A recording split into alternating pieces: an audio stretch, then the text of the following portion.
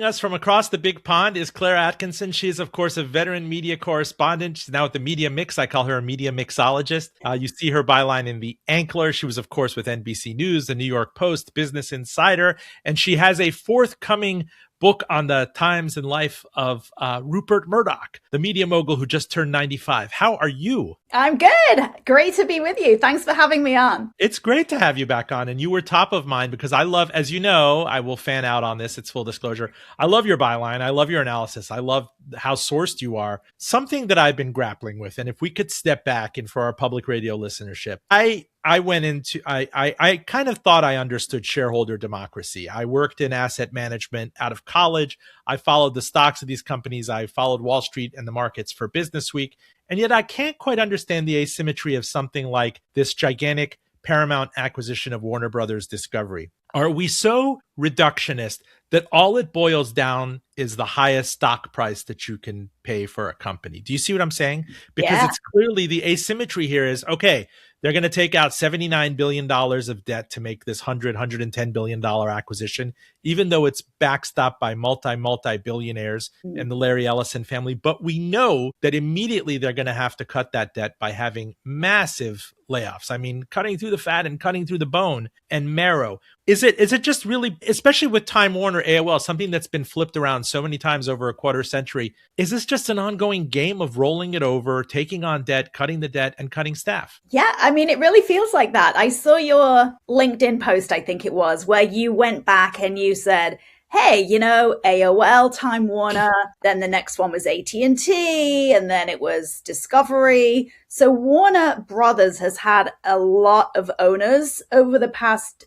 couple of decades. And, you know, it feels like this company is constantly in play. When I did a big chart for Business Insider about who are the most influential bankers in the media space, almost everybody had worked on a transaction involving Warner at some stage or other. And so, you know, this is a company that has been this huge fountain of fees for everybody on Wall Street. And everybody gets to take a bite every time somebody sells it or somebody buys it or somebody spins a piece off or somebody puts it back together again and spins it off again. And so, you know, in the latest round here, what we had was a situation where there were two bidders. Netflix wanted to buy the piece that was for sale, which was the streaming service HBO Max, and the studio. And the owners, the Warner Bros. Discovery guys, were going to keep the cable piece of this, the CNN, the TNT, all of that stuff that is regarded as kind of like old media. And Netflix wanted the fast moving bit. On the other side, we had Paramount Skydance, run by the Ellison family. They wanted it so desperately that they made 9 separate bids for the company. And so each time they went up. This stock, Warner Brothers Discovery, fell to as low as $7. I think it debuted exactly 4 years ago at about $22. It didn't work. It was over leveraged. AT&T wanted to jettison it. We knew it wouldn't work with AT&T, but it was this gigantic leverage buyout. And you have this kind of late stage capitalist in David Zaslav, very well paid. He comes in, convinces the board. This is all about deleveraging. It's not, don't grade me on Oscars or this or this. It's how much debt I offload and how much free cash flow. And the market was not grading him well, as you know. It fell to as low as $7 or $8, $9, $10. Before this auction, it was a $10 stock. And then he convinced Netflix and, Paramount, the Ellisons, to kind of play around for it. It was initially $18, $19. Razzle-dazzled it up to $31. Right? Which is still not great. Over 4 years, I don't know what value he created. It's not that his content, it's not that he made the app more indispensable. It was just kind of in the old word that I would have missed on the SAT, legerdemain, moving numbers around. Yes. They would argue, hey, we did what was necessary in this new world where traditional media companies are shrinking and the tech guys own the field. And therefore, the only thing we could do was to shrink the company, make cuts, make it more efficient, try and pay the debt back. It's probably worth remembering that AT&T ran up most of the debt. I think it was $55 million when they took it over. From all their efforts to play in the media space, they ultimately realized this is not for us. We can't make it work. We're telco guys. self-described bellheads. This wasn't their line of business. So they created this new company. Discovery Communications came in. They were the smaller entity and they agreed to run it. And AT&T put all of their debt on the entity, which made it very difficult to run from the very get-go. And so the Discovery You guys, can't really reinvent when you're saddled with all of this debt, right? And the very debt, again, the debt was a function of, let's go back into the arcana. Jeff Bewkes, who was the genius, like head of HBO, head of Time Warner in the kind of the mid-aughts, convinced AT&T to vastly overpay for this thing. You would think that would be a victory all around. Oh, AT&T is getting HBO Max, the golden age of streaming.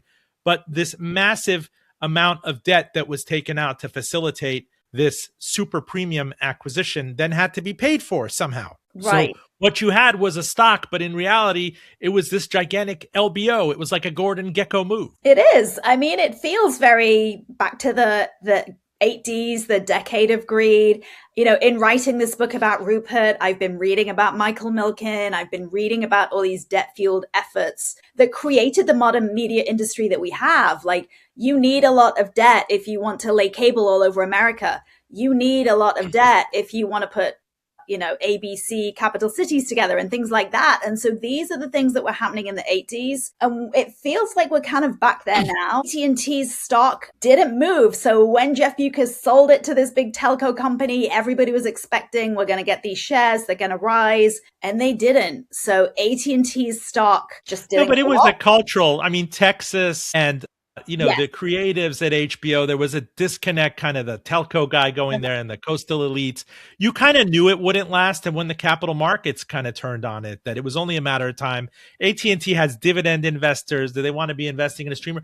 Look, just like with AOL Time Warner at the turn of the century, I remember the breathlessness when this was announced, and certainly you were following it. Yeah. It sounded so great, CNN, Time Warner Cable, the fat pipes, HBO, you bring it all together, People Magazine, Fortune. It was a cultural mismatch from the very outset, widely looked at as the worst merger in history. But then when he finally got his groove back, let's remember the early aughts. The Sopranos, Sex and the City, HBO, finally, they cleaned it up. They shipped off the magazines. They shipped off underperforming units. And he convinces AT&T. AT&T Wireless wants to differentiate itself. Okay, if we have HBO Max embedded at AT&T Wireless, we can compete in this world of Netflix and other things. Absolutely didn't work. So this guy, David Zaslav, who had Discovery Network's long dying but profitable cable channels, you think about him as Dr. Pimple Popper or whatever it is, he convinces them, like, I'll take this on and all of this debt and we'll try to make it work. And certainly I can go back and look at the press release and all the promises and the synergies, and it didn't work. And here they are. They explored options. Netflix and others came in. What is exactly the rationale here? So you have a family in the Ellisons, clearly old NASDAQ, great money. Larry Ellison, the father, is worth north of $200 billion.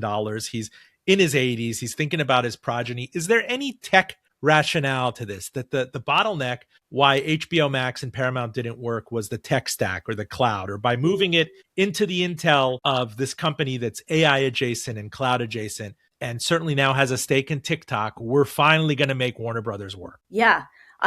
This company, if I were David Ellison and I were about to go talk to the investors, and perhaps there's reasons why he can't do that yet, or they're keeping their powder dry, I would be playing up the fact that this is the first time in history that we are seeing a social media entity plugging in to an old line traditional media company. And that means a lot of different things. There are people who are going to talk about the control of the news. There are people who are going to talk about how AI and the expertise of the Ellisons and the Oracle and the cloud can help cut costs here, can get rid of all those back rooms and all those accountants and marketers and everything else. On the other side, you have those people who are saying, well, this is going to destroy Hollywood if we've got, AI creating imagery, creating, backgrounds and all of these, likenesses. There's no need to get Tom Cruise back for the reshoot of the stunt. It can just be created in AI. And so you have this kind of question in the analyst's mind on Wall Street. Is the AI of this going to be a plus or a minus? How fast is this going to move? And how are the Ellisons and their tech expertise going to be able to express this knowledge of artificial intelligence and technology in a way that maybe those old line media guys could never do. So the through line in all those ill-starred mega mergers, mega acquisitions of Warner Brothers Discoveries, they never got it to grow. You could certainly take on a lot of debt and promise synergies and have the breathless press releases and sell side, buy side people. The stock is the real-time rating of it. The credit ratings haven't been great shakes. Is there any evidence that tech is going to super fuel this? I mean, so let's suppose that HBO Max is using the Amazon cloud right now or Google Cloud. Is there any evidence that there's enormous savings and enormous operating or creative leverage to be had out of a new tech stack? And I don't want to get too jargony out of everyone. It's kind of the same thing. Like, you guys, HBO really needs AT&T right now. You really need a wireless company, or all these old line Hollywood and studio and cable assets at the turn of the century really needed America Online. Yeah, I think, what we're seeing is a competitor to the tech guys. So there's something good in that. There's something good that, the Apples and the Amazons and maybe even Netflix have a new competitor here that they didn't have before. And, to think about this topic generously, these guys are bringing an enormous amount of money to bear on a company that has struggled because cable viewers are moving away because people aren't going to the cinema anymore. And you have in these guys a commitment, so they say, to produce 30 movies a year, to, I think the quote from David Ellison was, we're going to bend the curve of decline of cable. And they have done some spending. They have bought UFC. They bought South Park. They've bought the Duffer Brothers, who were the guys from Netflix who created Stranger Things. And they've made investments that underscore that story that maybe they can rejuvenate cable. They can rejuvenate broadcast. They obviously own CBS. And so I think there's just like this big question mark. There's a lot for these guys to do. There's a lot of moving pieces here. There's a gigantic company. I've been writing about Paramount and Warner as companies that are shrinking and getting rid of staff and doing layoffs and thinking about how they're going to survive for more than a decade. And so the question is, if you put these two gigantic companies together that have already been through these multiple rounds of layoffs and the efforts to find efficiencies, and then in come the Ellisons, and they are saying, we want to find $6 billion of efficiencies here. Is there anything left? I think you have to ask that question. What will be left? Talking to your sources and even talking to Sarandos and Netflix, who backed out of it, they think $6 billion is vastly understated. I mean, you're going to have to look for something like 3 times that amount. And we're talking cutting muscle, cutting marrow. There's no shortage. I mean, if you stack up a CBS News and a CNN, for example, there's no shortage of back office redundancies, bureaus, things that if you look at with cold eyes, we absolutely should not have duplicates of across the board. But then at its foundation, Claire, this thing is the largest cable content company on the planet. And the problem is your cash flow still overwhelmingly comes from the cable networks.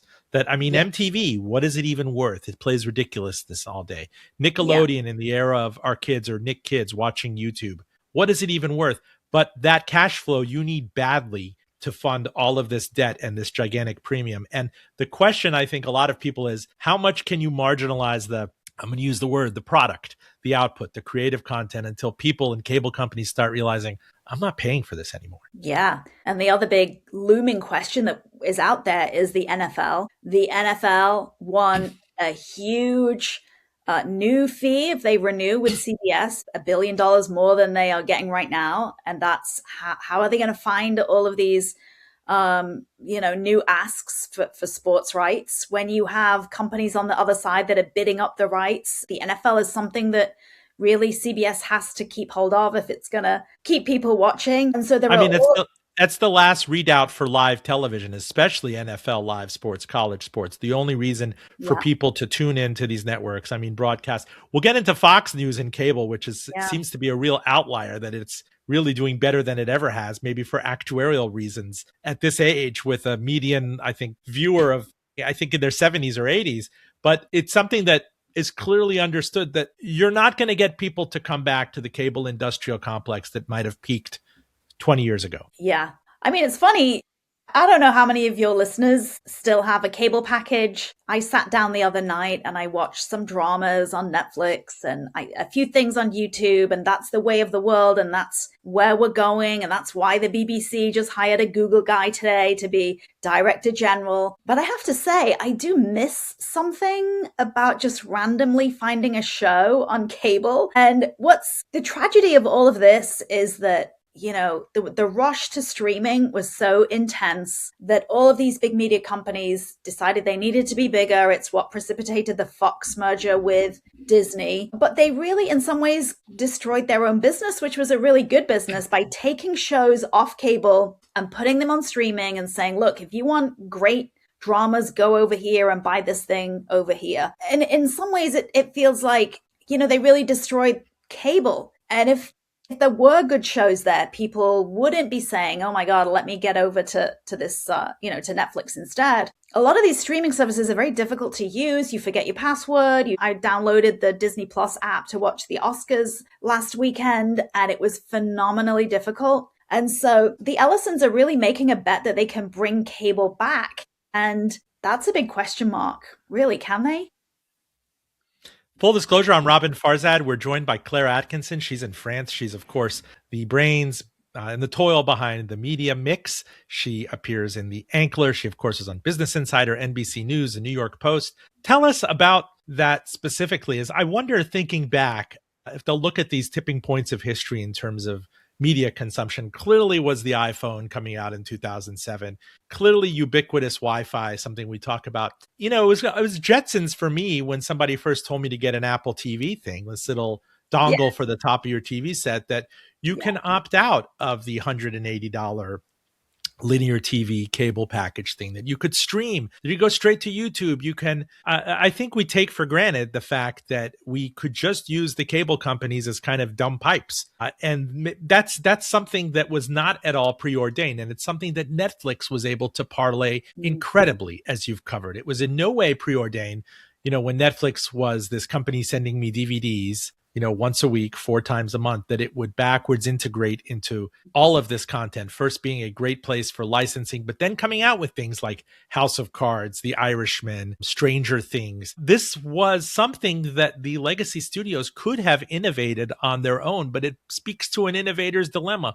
Why innovate when what you have is such an irresistible cash cow? Absolutely. I mean, do you remember the time when Disney started selling individual TV shows on Apple's iTunes? I mean, you could buy a TV show for 99 cents or whatever it was, and suddenly there's this idea you don't have to watch scheduled television, and you can buy a show and anytime, anywhere, and the consumer was suddenly empowered. And what the tipping point for Netflix was, John Malone, probably your listeners don't know who that guy is, but he is the modern father of the cable MSO, the cable systems operators. And wherever you live, there's a cable company that guy basically financed. And he merged all these companies together and he backed Starz. So Netflix came to Starz and said, we'd like to buy your movies. We're going to give you a bunch of money. And they sat there and thought, well, this is good for the next quarter, but long term, it probably is a really dumb idea, because once we give these guys these great shows, then people might go watch them there. And so they did the deal, they took the money, and then every other media company did the same. Fox did the same, Disney did the same. Everybody sold their old stuff, their archive stuff to Netflix. And Netflix's audience grew up to a point where, they are now, I think, in 300 million homes globally. Nobody could catch them. The idea between, of Warner and Discovery getting together was initially we have to create something that is going to help us catch Netflix. And nobody could. And nobody could because Netflix made it really easy to watch television. And I think people default to Netflix so often because the technology is so easy. It's on my remote control. I just press the Netflix button. And so, all of this kind of self-cannibalization was about trying to catch these tech guys who had they were the Wall Street darlings. Wall Street, they became, classified as a tech stock. They weren't a media stock. And as a tech stock, they were given all this debt to go buy the shows, make the shows, expand. There's an exceptionalism, like Jeff Bezos, who you've covered. He has an exceptionalism. He's not a straight up retailer. He had this pass from Wall Street: go out there, take up losses, invest, crash things, break things quickly, and innovate and break things and go back and lose money and write them off. I think about the Fire Phone. I think about nobody's judging him on the economics of Whole Foods or Amazon streaming right now. If you're a play media company with legacy studios and the like, you don't get that privilege. You don't get that exceptionalism. Exactly. I mean, they're in many cases 100 years old. The street analysts want to know, do you have a blockbuster movie next quarter? What's your big show? How much advertising is that bringing in? And these are the dilemmas of these big media companies. The outlay for a movie is hundreds of millions of dollars. You don't know if it's going to be a hit or a miss. Netflix didn't have any of that. And so it's probably worth mentioning that in Netflix's bid for Warner Brothers, their shareholders did not like that at all. They pushed their stock down. And in fact, I think when Netflix decided to bow out, when the Ellisons bid $31 for the stock, their stock price would continue falling had they done the deal. Their investors didn't want to be in old line media. Ted Sarandos, the co-CEO of the company, had a different thought there. He thought, here's an amazing asset in HBO, in HBO Max. Do you think there's a possibility that this was a super expensive bluff on his part? That we'll do this and tie up Warner's and Zaslav and everything, and they'll be in regulatory purgatory. The president won't like it. And then we'll even emerge stronger from this. I've never looked at such an asymmetric negotiating position where we'll be A+ if we don't do this, and we'll be A- if we do this. Yeah, I've heard that articulated many times. It wouldn't be a risk that I would have taken, that you play that 3D chess and the chips fall your way. Because, under a Trump presidency, they were not popular, right? These guys were viewed as kind of the Democrats in this picture, and the Ellisons were very popular with President Trump. And David Ellison came to the UFC match. He was at the State of the Union as a guest of Lindsey Graham. And so, there is a kind of a sense that, right wing and left wing are kind of at play here. And, Ted didn't get his wish. He'd gone to the White House to lay out his stall. There were lots of conversations that they didn't like it and they thought it was Netflix owning too much stuff. And so on the other side, you have Paramount saying, we're going to get it no matter what. And the conversation now is exactly what you said. Can this thing fall apart? Can Netflix come in here? What's completely intriguing is that Netflix did win in some way. They didn't get the golden goose right now, but they did get $2.8 billion, which is an incredible amount of money to walk away, which was something that they negotiated. If this deal doesn't come our way, you got to pay us some money. So, I think it'll be highly ironic if they plow that into NFL rights and go head to head with CBS with CBS's money. Yes. There's another walkaway fee, right? If the Ellisons decide that there are so many things against them here, that the state AGs are successful in dragging this out, if the Middle Eastern money maybe goes away, if we start to have hyperinflation or we have advertisers pulling back, there are so many variables here that could really damage this. And it's kind of a precarious package that they put together. And David Zaslav, the CEO of Warner Brothers Discovery, kept saying no all these times because they questioned, do the finances work here? The Netflix money looks solid and the money from these guys does not look solid. There's so many people involved and there's so many bridge loans and so many, promises. Who's going to really come through? And so there is still that thought that perhaps this deal doesn't happen. Perhaps Netflix comes back to the table. Perhaps Larry Ellison tells Warner Brothers, you know what? We're going to pay the $8 billion breakup fee and we are going to walk away. And then David Zaslav gets to keep his company. They pocket $8 billion for a little bit of turbulence and we're all back to the beginning. So, it's a fluid picture here. And who knows what can happen, which makes this an amazing, wonderful, compelling business story, which is what Claire, you remind me of, you were reading about the 1980s. Was it the great line in Gosh, what is the movie? Not the War of the Roses. Gosh, sorry, Bonfire of the Vanities, the Golden Crumbs, right? And these attorneys and bankers and other people, just Yeah. like billions falling apart here or there, and Yeah. Daddy catches golden crumbs, and that's what he does. And I don't know if it was Tom Hanks in that scene in the movie, but I'm reminded of how little things have changed over 40 years. But hold that thought. Full disclosure, stay with us. Full Disclosure airs on NPR, Spotify. You can watch or listen to us on YouTube. We're on all the fine podcatchers, Apple Podcasts, gosh, SoundCloud. Follow us at fulldradio.com. Again, fulldradio.com. A shout out to our NPR station listeners on WVTF Radio IQ across the great Commonwealth of Virginia. We are on KPPQ in Ventura, California. We are on WPVM in the gorgeous mountains of Asheville, North Carolina. Holler if you too would like us on your air. My DMs are always open. And of course, catch me every week on both CNN and NPR's Here and Now.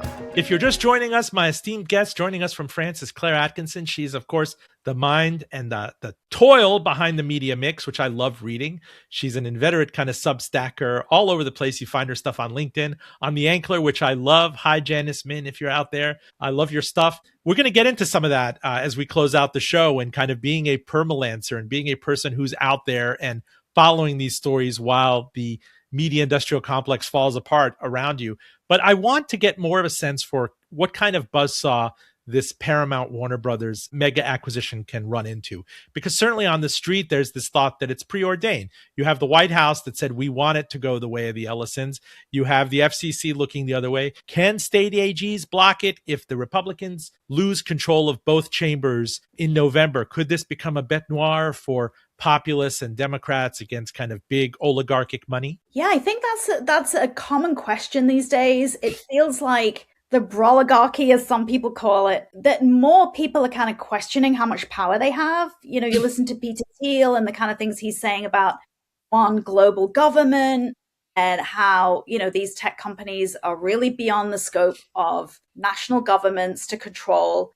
And what we're looking at here is something controlling CBS News, TikTok, CNN, CNN International, CNN Arabic, CNN.com, CBS.com. It is mind-blowing to think how much control one company, majority owned by Larry Ellison, who's often the richest person in the world, is worth billions of dollars. How do ordinary people feel about that? Is that a good thing? And so, I think there's a school of thought. The Ankler's Richard Rochfield, who writes about this stuff, wrote this week how, we all say, no, this is going to have no effect on it. How can the state AGs really weigh in here and have any effect on these big deals that President Trump is just going to say, it's done. It's a done deal. Yeah, because you're not dealing with a broadcast acquisition. Broadcast was already on the CBS side, which Paramount already owns. This is a cable and streaming and studios acquisitions. And you can't argue in fairness. I mean, maybe if you were trying to do this in 1995 or 2010, but right now there's so much content everywhere that the primacy of the cable network, it's in terrible decline. Of course, it makes sense to merge them. So they have justification on top of the fact that he has a close friend in Donald Trump in the White House. Yeah. And I think, the DOJ said recently, this is not a slam dunk. This is something we're monitoring.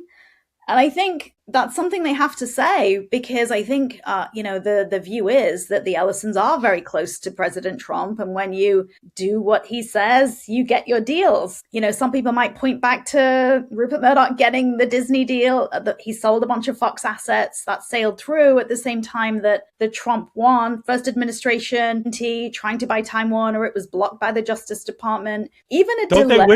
Don't they wish that they had blocked it? Right. Looking back, they probably wish they had never had anything to do with it. But I think, these delays in a world where AI is moving fast, the destruction of the media companies is happening very swiftly. All you need is to just say, hang on a minute, we're going to put the brakes on this in every direction we can. And that makes it really difficult for the companies can't really talk to each other right now. When you announce a merger, you don't get to really do more than have lunch with the people that you're going to be working with. And it's only when all of the deals are signed and it has, federal approval that you can get into the nitty gritty of saying, what do we have here? Let me look at the books. Who are the good people here? And so any delay to that if the Iran war continues, if oil Yeah, continues to mention go up. The Gulf countries. You hear whispers about this money, that it's not voting money necessarily, but they did go around with Kushner and raise money in the Gulf to make this enormous acquisition price possible. There are clear, like, butterfly effects to it. If the Iran issue continues, the Strait of Hormuz, if that money is withdrawn, but more to the other side in opposing this tactically. And we should ask Richard Rushfeld, are there people on Capitol Hill, are there opponents, but on both sides of the aisle, that say that we should not have Gulf money involved in CNN, CBS News, for example? Right. One of the unusual things here, well, there's two big unusual things here. Number one is there hasn't been what they call a CIFES review, which is, hey, there are foreign backers. We need to see, like, who are they? What are they getting out of this? And so typically that happens when there are foreign. I think $28 billion is the number that had been reported as the number that is committed to this deal. And that is the Saudi PIF fund, a fund from the United Arab Emirates, and there's a third that's escaping me right now. But I just laughed because I imagine Donald Trump looking, taking out. Wait, I am shocked that there's so much Gulf money involved. I demand that we put this on pause until you investigate this further. And the CIFES investigation, and bring in the FTC and Justice Department. Put this on hold. No one gets CNN until we investigate. That's not the transactionalism of this administration. In fact, post haste to make this happen, because it's quickly emerging that he's a lame duck. He's going to lose at least the House of Representatives this fall. His numbers are already done. And before we move on outside of this subject, which I could talk for hours with you, who's to stop this thing from getting broken up in a new administration, right? If you have the Democrats take power again, or call hearings and stagger this or throttle it, and then a new president comes in and says, no, you bought this under bad pretenses. I don't like it. I need you to break it up. I need you to spin off CNN. Who knows what's left of CNN and CBS News back then? It's an overwhelming bet to bet on this administration, which is not, after all, forever. Yeah, that's a really good point. And, just to go back to the second thing that's weird about this whole thing is, if they're plugging in TikTok to this entity, the TikTok deal to separate a US piece of the Chinese-owned TikTok, they created a whole new company for this that is also backed by the UAE, that is also backed by this big private equity company called Redbird Capital that's working alongside the Ellisons to fund this deal. There is an agreement to pay $10 billion to the Treasury to make this thing real. And the only place that's been reported is the Wall Street Journal. And is that a bribe? Is that weird? Like, how often do we see a government getting a banker fee almost? We did see CBS apologizing for an edit. We did see ABC apologizing for an edit and paying some sort of tribute to this White House. What's really refreshing is the transactionalism is kind of out in the open. Right? Time was you had to go and fling at the court of the king a bag of gold or tribute or booty or something. But now it's very, very, concealed. At least you had to cover your tracks back in the day. I grew up in Miami, where you wouldn't bring cash to a gas station to give to a city council member. Now it's pretty much getting wired out in the open, and the president gloating about it, That's so true. And then, you bring up the idea of what happens to CNN. And if this deal, runs into problems, the first thing you might imagine they do is, let's get rid of something. They've said so far they're not getting rid of even the tiniest of cable networks. They're keeping everything. Now, how can you do that if you are trying to pay down this enormous amount of debt? And so, in the swirl, as I've been making calls over the years, what I heard again and again was that the Saudis want CNN. And, obviously that can't happen because CNN is a US company. But what if? What if?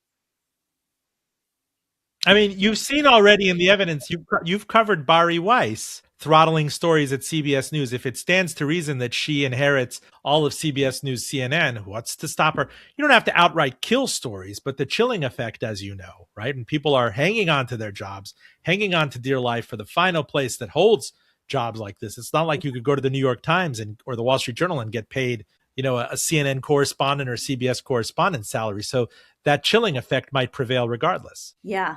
And what you feel every week, and I'm sure you see this and feel this, is that there's another headline about another media company that's shrinking and laying off journalists. They're getting replaced by influencers, folks who don't make trouble or who just do nice podcasts where nobody is challenged. And it's, a nice polite chat as opposed to something that's going to elicit a headline. And so there were layoffs announced this week at CNN. You can only imagine what is going to happen when the deal is closed and they do need to find those $6 billion plus ways of chipping down the debt, synergies, they call them, how that's going to affect CNN. It's already affecting CBS. We saw Scott MacFarlane, a well-known CBS reporter, moving to the Midas Touch, the independent media entity. And so, you see the Washington Post, you see all these media organizations just shrinking, some of them growing like the New York Times and the Wall Street Journal. But for the most part, the media's in a not great place. And that, the fundamental reason behind that is the money that underpins it, the ad revenue, is moving off to social media. If I am a big company and everybody's eyeballs are on Instagram or they're on TikTok, YouTube. Or they're on YouTube. Is the gigantic, it's the largest station in history, right? Yeah. Or if you're on X, you're gonna. But let's before we move on to Rupert, which I want to get at, to take this thought experiment, it's like if the New York Times or the Washington Post wanted to go completely digital overnight 15 years ago and self-disrupt, it couldn't do that because an enormous part of its cash flows were tied to the legacy business. This is the innovator's dilemma. So CNN, if it wanted to say, okay, we're leaving cable altogether and going straight to YouTube, those pennies and dimes would not even begin to replace the albeit diminishing $10 bills coming in from cable. Right. And this is the age-old, what is the expression? The innovator's dilemma. The analog dimes don't replace the digital dollars. Sorry, the digital dimes don't replace the analog dollars. And that's so true from every direction. And, I think that's something that everybody is grappling with right now. We've got these businesses. Consumer habits are changing out of recognition. And we're in this secular decline and, who knows what to do about it? Are people going to keep going to the movie theaters? Are they going to watch on Netflix instead at home? What are they going to do? I mean, here in France, you have a vibrant movie-going culture. People go many nights a week. There's something new on. There are $5 deals on a Tuesday and a government behind a film industry. And so, we are heading into Cannes Film Festival run up right now. It's going to happen in another few weeks. And so, Trump had talked about how can we get production back to Hollywood? How can we help American movies, or how can we tariff foreign movies or stop people filming abroad? And so, there are all these questions about how does Hollywood survive into the future? Full disclosure, our guest is Claire Atkinson of the Media Mix. In the 10 minutes or so we have left with you, I'd love to get to Rupert Murdoch, who you have this book. You're racing to finish and deliver it by 2027, but he's been top of mind recently. He just turned 95. He's still alive. He's still in control of these assets. I write the editor-in-chief of the Wall Street Journal, which Rupert Murdoch has owned now since 2007, 2008. It has probably never looked better and more robust from a digital-first perspective. And I've been reading the Wall Street Journal for 30 years. And the magazine I used to work for was owned by Dow Jones, and it was adjacent to the Wall Street Journal. This is a great question. I would not have imagined if you told me, 10, 12 years ago, which newspaper owner would be better for the industry of journalism. Jeff Bezos of Amazon or Rupert Murdoch of Fox News and owning the Wall Street Journal. And I think it's very clear right now in terms of vitality, the digital approach to it, the fact that the Wall Street Journal has poached so many great talents away from a famished Washington Post. Nobody expected that outcome. Right. And I think, in researching Rupert's life history, and, I looked very carefully at what happened in Australia and how he grew News Corporation into Fox and what moves he made. He was initially known for being that tabloid guy, right? The guy who's going to give you sensationalism and sport. And, what he evolved into is somebody who wanted to own at both ends of the intellectual spectrum, shall we say? He wants to give folks some fun with the Sun or the New York Post or, some of the Australian tabloids. But he also owns something that speaks to the elites as well. So whether it is the Sunday Times in London or the Wall Street Journal and Dow Jones in the US, the Australian in Australia, Rupert invests in news entities that say a lot of different things. And I think if you read the opinion columns of the Wall Street Journal lately, there's been a lot of pushback on a lot of Trump policy. We see it's supported absolutely on Fox News and in the New York Post's opinion columns. But, there are three legs of the stool there and they don't always speak in tandem. So, I think that Rupert maybe likes some of the things that Trump is doing and doesn't like a lot of the things he's doing. Obviously, he didn't really want Trump to be president at the very beginning of all of this. There was that effort to elect DeSantis. There was I think some effort to get behind Marco Rubio at some earlier stage. And so, there is like this strange relationship they have right now where they were both at the King Charles III state dinner in the UK together. And Trump recorded something nice for Rupert's birthday, which, was March 11. He was 95. I mean, Trump, after all, Trump would not have existed without Fox News. If you go back to the inception of Trump as a national political figure, it was casting aspersions, doubting Barack Obama's citizenship, his birthplace, right? It started off as a very nativist kind of thing, and it morphed into something bigger, a snowballing, kind of the biggest political upset in history. And as we know from all of the stuff in Discovery, that the network even had a hard time quitting him after the 2020 election. And you saw these emails and text messages and the big settlement with the voting machine company. You have to be a true, you talk about playing both sides of the thing. It's kind of diversification. Yeah. High-end Wall Street Journal, very sophisticated, data-based. You have reporters out there. You have foreign reporters. You have people covering insider trading. You have people still covering cabinet malfeasance in this White House, even though Fox News is overwhelmingly pro-Trump. But then you have generationally, which I can't believe that in 2026, Fox News is doing better on linear TV than it ever has. That is an anomaly. That is truly exceptional. You look at the ads that they really truly lean into the fact that people are 70, 80 years old. Yeah, it's this extraordinarily successful entity. People like watching it. I honestly think people need a bit of simplicity in these days. And Fox offers them, this is the view. They're not completely uncritical. I have to say that, people imagine Fox News and they don't actually watch it day to day. And there are some certain segments that are critical and ask questions. And, it is not state TV as many people think it is. But, certainly it's behind Trump and supportive of Trump.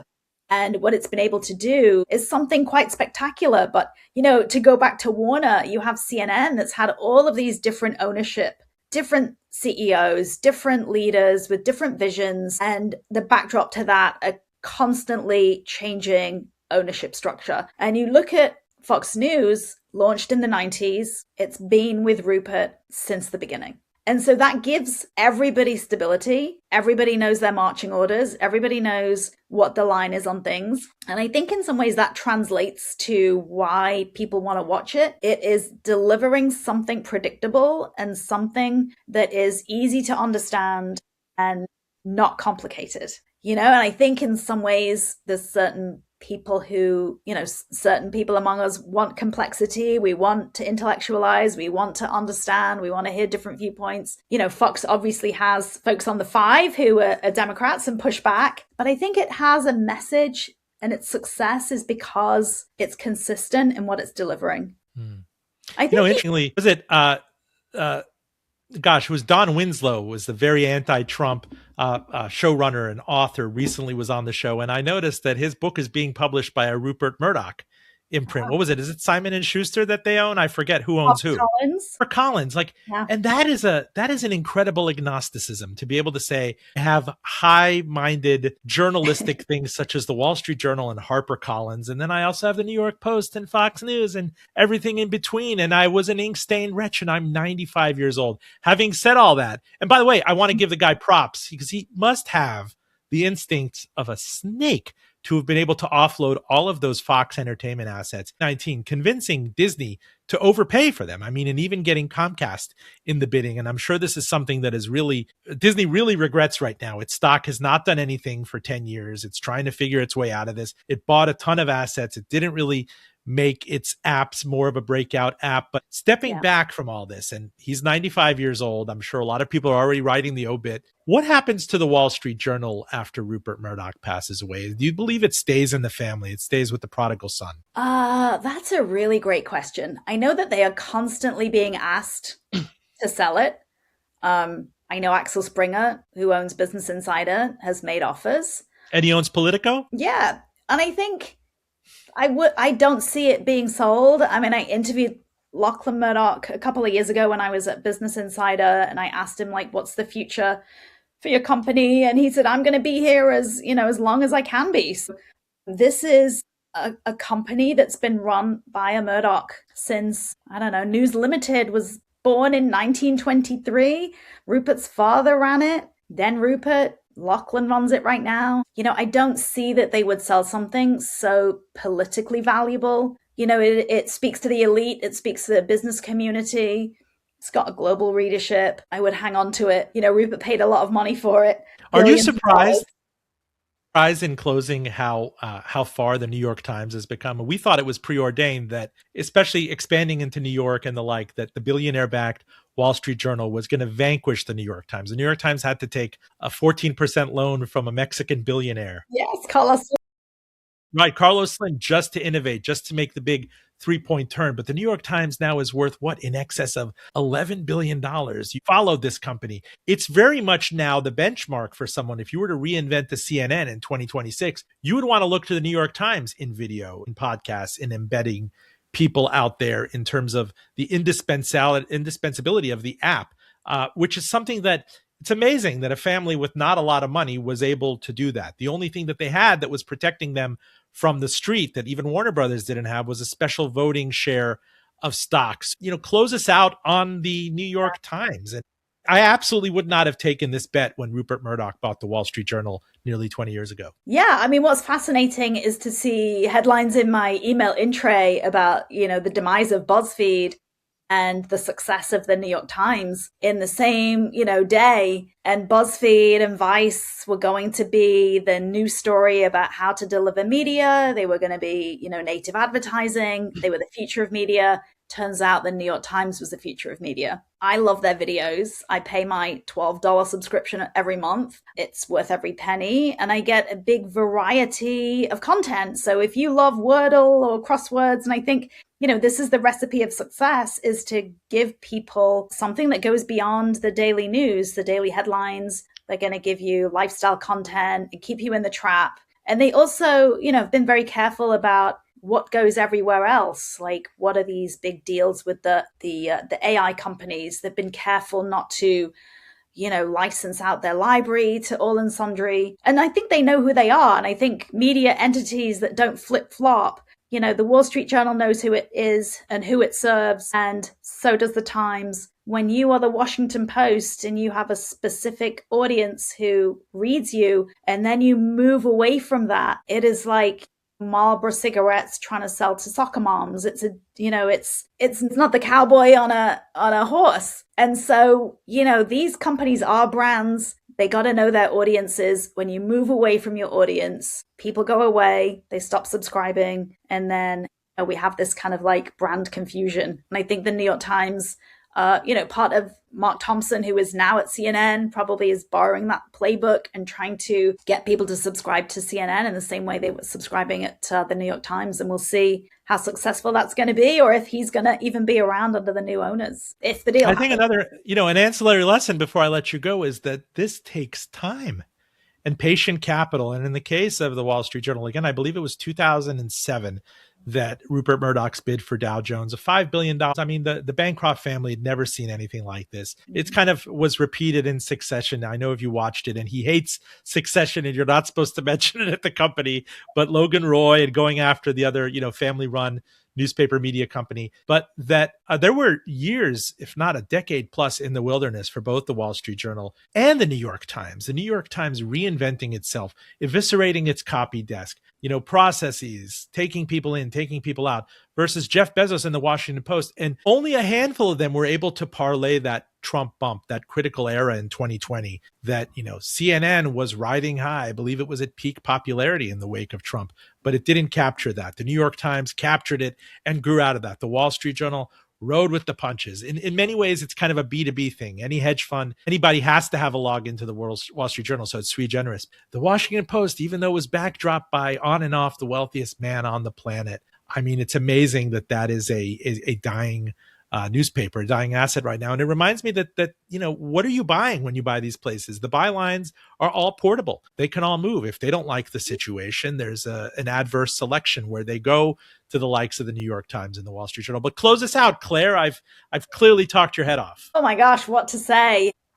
I guess at the end of the day, what we want to know is, can journalists survive? Can the media business survive? Can we get through to the other side of this intact? When your sources are losing their jobs and you've written about cable and the TV business and Hollywood for a long time, and you see what's happening, it's a very scary moment. I just hope we find a way to fund journalism, encourage everybody who's out there, who's listening, to support your local newspaper or support a local media entity. It doesn't have to be a newspaper.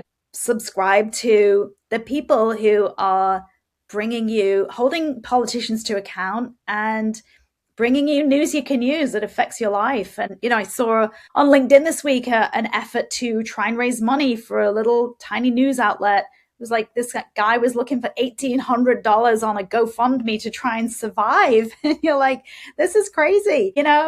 Newspapers and the news industry, and especially in local, are worth a little bit of your income, no matter how pressed for cash you are. Content isn't free. People who make it, I write my newsletter.